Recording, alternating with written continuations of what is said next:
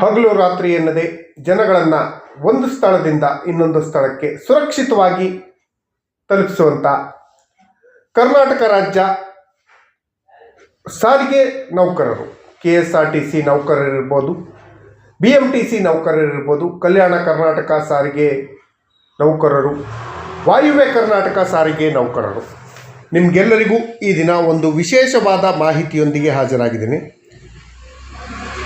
ಎಲ್ಲ KSRTC ಚಾಲಕರು, ನಿರ್ವಾಹಕರು, ನಿವೃತ್ತ ನೌಕರರನ್ನು ತಕ್ಷಣ ಸರ್ಕಾರಿ ನೌಕರರಾಗಿ ಘೋಷಣೆ ಮಾಡಬೇಕು.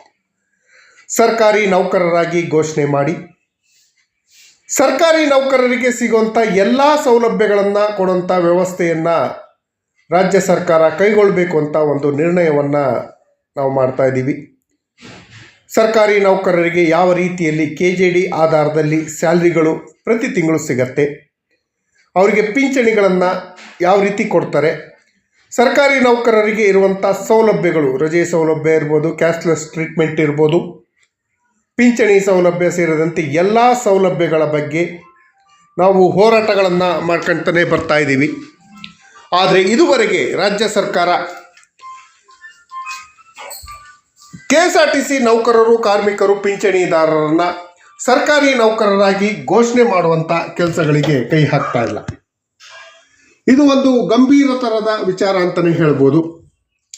ಕರ್ನಾಟಕ ರಾಜ್ಯದಲ್ಲಿ ಕೆಲಸ ಮಾಡ್ತಿರುವಂಥ ಅನೇಕ ಗುತ್ತಿಗೆ ನೌಕರರು ಹಾಗೂ ಹೊರಗುತ್ತಿಗೆ ನೌಕರರನ್ನು ಕರ್ನಾಟಕ ಹೈಕೋರ್ಟ್ನ ಆದೇಶದಂತೆ ಯಾರು 10 ಇಯರ್ಸ್ ಸರ್ವಿಸನ್ನು ಮಾಡಿದರೆ ಅವರನ್ನು ಸರ್ಕಾರಿ ನೌಕರರಾಗಿ ಘೋಷಣೆ ಮಾಡಬೇಕು ಅಂತ ಆದೇಶ ಮಾಡಿತ್ತು. ಈ ಆದೇಶದ ಪ್ರಕಾರ ಕೆಲವೊಬ್ಬರನ್ನ ಸರ್ಕಾರಿ ನೌಕರರಾಗಿ ಘೋಷಣೆ ಮಾಡಿದೆ.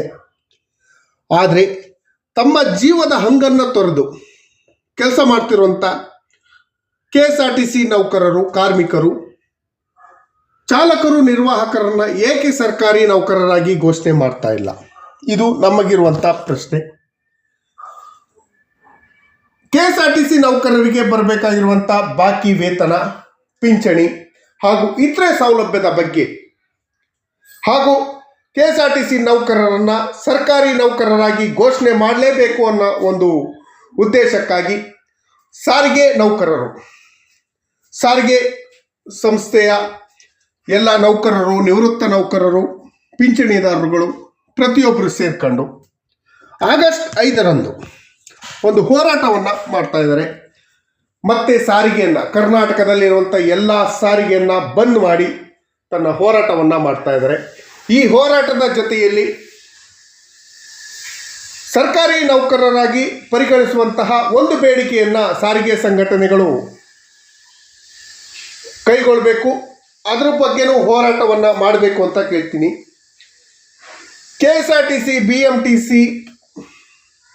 ಕಲ್ಯಾಣ ಕರ್ನಾಟಕ ಹಾಗೂ ವಾಯುವ್ಯ ಕರ್ನಾಟಕ ಎಲ್ಲ ಬಸ್ಗಳು ಬಂದಾಗೋದಂತೂ ಖಚಿತ.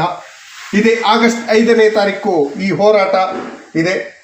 ಈ ಹೋರಾಟದಲ್ಲಿ ಬರೀ ಸಾರಿಗೆ ನೌಕರರಲ್ಲ, ಸಾರ್ವಜನಿಕರು ಕೂಡ ಭಾಗವಹಿಸಿ ನಮಗೆ ಸಹಾನುಭೂತಿಯನ್ನು ತೋರಿಸುವಂಥ ಕೆಲಸವನ್ನು ಮಾಡಬೇಕು. ಆದರೆ ಈ ನಮ್ಮ ಹೋರಾಟಗಳಿಗೆ ರಾಜ್ಯ ಸರ್ಕಾರ ಬೆಲೆ ಕೊಡ್ತಾ ಇಲ್ಲ. ಮಾನ್ಯ ಮುಖ್ಯಮಂತ್ರಿಗಳು ಸಾರಿಗೆ ನೌಕರರು ಹಾಗೂ ಕಾರ್ಮಿಕ ಸಂಘಟನೆಯ ಮುಖಂಡರುಗಳು ಜೊತೆ ಮಾತಾಡಿ ತಕ್ಷಣ ನಮ್ಮ ಬೇಡಿಕೆಗಳನ್ನು ಈಡೇರಿಸುವಂಥ ಕೆಲಸವನ್ನು ಮಾಡಬೇಕು. ಆದರೆ ಸರ್ಕಾರ ಈ ಕ್ರಮವನ್ನು ಕೈಗೊಳ್ಳದೆ KSRTC ನೌಕರರು, ಕಾರ್ಮಿಕರು, ಪಿಂಚಣಿದಾರರಿಗೆ ಬೆದರಿಸುವಂಥ ತಂತ್ರವನ್ನು ಜಾರಿ ಮಾಡ್ತಾ ಇದೆ. ಹಾಲಿ ಇರುವಂಥ ಕಾರ್ಮಿಕರು ಏನಾದರೂ ಪ್ರತಿಭಟನೆಯಲ್ಲಿ, ಮುಷ್ಕರದಲ್ಲಿ ಭಾಗವಹಿಸಿದರೆ ನಿಮ್ಮ ಮೇಲೆ ಎಸ್ಮಾ ಕಾಯ್ದೆಯನ್ನು ಜಾರಿ ಮಾಡ್ತೀವಿ ಅಂತ ಹೇಳಿ ಬೆದರಿಕೆಯನ್ನು ಹಾಕ್ತಾ ಇದ್ದಾರೆ. ಈ ಬೆದರಿಕೆಯಿಂದ ಯಾವುದೇ ಸಾರಿಗೆ ನೌಕರರು ಹೆದರುವಂಥ ಅವಶ್ಯಕತೆ ಇಲ್ಲ. ಸಾರಿಗೆ ನೌಕರರು ಯಾವುದೇ ಕಾನೂನು ಬಾಹಿರ ಚಟುವಟಿಕೆಗಳಲ್ಲಿ ಭಾಗವಹಿಸ್ತಾ ಇಲ್ಲ. ನಮಗೆ ಬರಬೇಕಾದಂಥ ಹಕ್ಕುಗಳನ್ನು ಪಡೆಯಲು ಹೋರಾಟವನ್ನು ಮಾಡ್ತಾ ಇದ್ದಾರೆ. ಈ ಹೋರಾಟಕ್ಕೆ ರಾಜ್ಯ ಸರ್ಕಾರ ಬೆಲೆ ಕೊಡಬೇಕು.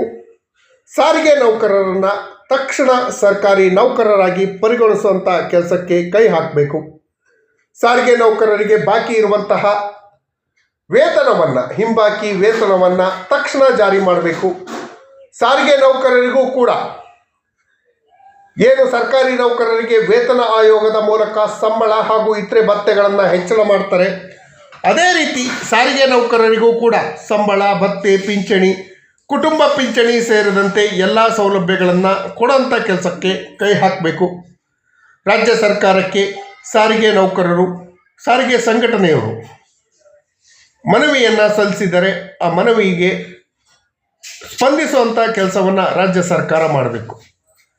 ಸ್ನೇಹಿತರೆ, ಸಾರಿಗೆ ನೌಕರರ ಸಂಘಟನೆಗಳಲ್ಲೇ ಭಿನ್ನಾಭಿಪ್ರಾಯ ಇದೆ. ಇದು ಒಳ್ಳೆಯ ಬೆಳವಣಿಗೆ ಅಲ್ಲ. ಸಾರಿಗೆ ನೌಕರರ ಹಿತದೃಷ್ಟಿಯಿಂದ ತಮ್ಮ ಮಧ್ಯೆ ಇರುವಂಥ ಭಿನ್ನಾಭಿಪ್ರಾಯಗಳನ್ನು ಮರೆತು ಒಗ್ಗಟ್ಟಿನಿಂದ ಹೋರಾಟವನ್ನು ಮಾಡಿ ಪ್ರತಿಯೊಬ್ಬ ಸಾರಿಗೆ ನೌಕರರನ್ನು, ಚಾಲಕರು, ನಿರ್ವಾಹಕರು, ನಿವೃತ್ತ ನೌಕರರು ಎಲ್ಲರಿಗೂ ಉಪಯೋಗ ಆಗುವಂಥ ಕೆಲಸವನ್ನು ಮಾಡಬೇಕು. KSRTC ನೌಕರರನ್ನು ತಕ್ಷಣ ಸರ್ಕಾರಿ ನೌಕರರಾಗಿ ಪರಿಗಣಿಸುವಂಥ ಕೆಲಸಕ್ಕೆ ರಾಜ್ಯ ಸರ್ಕಾರ ಕೈ ಹಾಕಬೇಕು. ಸಾರಿಗೆ ನೌಕರರು ಸರ್ಕಾರಿ ಕೆಲಸನೇ ಮಾಡ್ತಾ ಇರೋದು, ಹಾಗಾಗಿ ಅವರ ಕೆಲಸವನ್ನು ಮನಗಂಡು ಯಾವ ರೀತಿ ಗುತ್ತಿಗೆ ನೌಕರರನ್ನು ಸರ್ಕಾರಿ ನೌಕರರಾಗಿ ಪರಿಗಣಿಸ್ತಾರೋ ಅದೇ ರೀತಿ ಸಾರಿಗೆ ನೌಕರರನ್ನು ಕೂಡ ಸರ್ಕಾರಿ ನೌಕರರಾಗಿ ಘೋಷಣೆ ಮಾಡಬೇಕು. ಅವ್ರಿಗೆ ಸಿಗಬೇಕಾದಂಥ ಸೌಲಭ್ಯಗಳನ್ನು ರಾಜ್ಯ ಸರ್ಕಾರ ಕೊಡುವಂಥ ವ್ಯವಸ್ಥೆಯನ್ನು ಮಾಡಬೇಕು. ಸಾರಿಗೆ ನೌಕರರ ಸಮಸ್ಯೆಗಳಿಗೆ ಸ್ಪಂದಿಸದೆ ಅವರನ್ನು ಬೆದರಿಸುವಂಥ ತಂತ್ರ, ಎಸ್ಮಾ ಕಾಯ್ದೆ ಜಾರಿ ಮಾಡ್ತೀವಿ, ಆ ಕಾಯ್ದೆ ಜಾರಿ ಮಾಡ್ತೀವಿ, ಈ ಕಾಯ್ದೆ ಜಾರಿ ಮಾಡ್ತೀವಿ ಅನ್ನೋ ಬೆದರಿಸುವ ತಂತ್ರವನ್ನು ರಾಜ್ಯ ಸರ್ಕಾರ ಕೈಬಿಟ್ಟು ಸಾರಿಗೆ ನೌಕರರ ನ್ಯಾಯಯುತವಾದ ಬೇಡಿಕೆಯನ್ನು ಈಡೇರಿಸುವತ್ತ ರಾಜ್ಯ ಸರ್ಕಾರ ಗಮನವನ್ನು ಹರಿಸಬೇಕು ಅಂತ ಹೇಳಿ ರಾಜ್ಯ ಸರ್ಕಾರದಲ್ಲಿ ಮನವಿಯನ್ನು ಮಾಡ್ಕೊಳ್ತೀನಿ. ಅದರ ಜೊತೆಯಲ್ಲಿ ರಾಜ್ಯ ಸರ್ಕಾರ ಸಾರಿಗೆ ನೌಕರರ EPFO, EPS ಏನು ಬಾಕಿ ಇಟ್ಕೊಂಡಿದೆ, ಗ್ರ್ಯಾಚ್ಯುಟಿ ಹಣವನ್ನು ಕಟ್ಟೋದು ಬಾಕಿ ಇಟ್ಕೊಂಡಿದೆ, ಸುಮಾರು 2-2.5 ಸಾವಿರ ಕೋಟಿಯಷ್ಟು ಹಣವನ್ನು EPFO ಸಂಸ್ಥೆಗೆ ಕಟ್ಟಬೇಕಾಗಿದೆ. ಆದರೆ ಇದುವರೆಗೆ ಕಟ್ಟುವಂಥ ಕೆಲಸವನ್ನು ರಾಜ್ಯ ಸರ್ಕಾರ ಮಾಡಿಲ್ಲ. ತಕ್ಷಣ ರಾಜ್ಯ ಸರ್ಕಾರ ತನ್ನ ಪಾಲಿನ EPFO ಹಣವನ್ನು ಸಾರಿಗೆ ನೌಕರರ ಖಾತೆಗಳಿಗೆ, ಅಂದರೆ EPFO ಖಾತೆಗಳಿಗೆ ತಕ್ಷಣ ಜಮಾ ಮಾಡೋಂಥ ಕೆಲಸವನ್ನು ಮಾಡಬೇಕು. EPFO ಕೂಡ ಹೈಯರ್ ಪೆನ್ಷನ್ ಪ್ಲಾನನ್ನು ತಕ್ಷಣ ಇಂಪ್ಲಿಮೆಂಟ್ ಮಾಡಬೇಕು ಹಾಗೂ ಮಿನಿಮಮ್ ಪೆನ್ಷನನ್ನು ಕನಿಷ್ಠ 10,000 ರೂಪಾಯಿ ಆದರೂ ಸಾರಿಗೆ ನೌಕರರಿಗೆ ಕೊಡುವಂಥ ವ್ಯವಸ್ಥೆಯನ್ನು ರಾಜ್ಯ ಸರ್ಕಾರ ಹಾಗೂ ಕೇಂದ್ರ ಸರ್ಕಾರಗಳು ಸೇರಿ ಮಾಡಬೇಕು. ರಾಜ್ಯ ಸರ್ಕಾರದಲ್ಲಿ ಒಂದು ಮನವಿ, ಬೆದರಿಸುವ ತಂತ್ರವನ್ನು ಬಿಟ್ಟು ಸಾರಿಗೆ ನೌಕರರ ನ್ಯಾಯಯುತವಾದ ಹೋರಾಟವನ್ನು ಪರಿಗಣಿಸಿ ಅವರನ್ನು ಸರ್ಕಾರಿ ನೌಕರರಾಗಿ ಘೋಷಣೆ ಮಾಡುವಂಥ ಕೆಲಸವನ್ನು ದಯವಿಟ್ಟು ಮಾಡಿ. ಹೋರಾಟಕ್ಕೆ ಪ್ರತಿಯೊಬ್ಬರ ಬೆಂಬಲ ಇರಲಿ ಅಂತ ಹೇಳ್ತಾ, ಈ ಮಾಹಿತಿ ತಮಗೆಲ್ಲರಿಗೂ ಇಷ್ಟ ಆಗಿದ್ದರೆ ದಯವಿಟ್ಟು ಸಬ್ಸ್ಕ್ರೈಬ್ ಮಾಡ್ಕೊಳ್ಳಿ, ನಿಮ್ಮ ಸ್ನೇಹಿತರಿಗೂ ಶೇರ್ ಮಾಡಿ. ಧನ್ಯವಾದಗಳು. ಜೈ ಹಿಂದ್, ಜೈ ಕರ್ನಾಟಕ.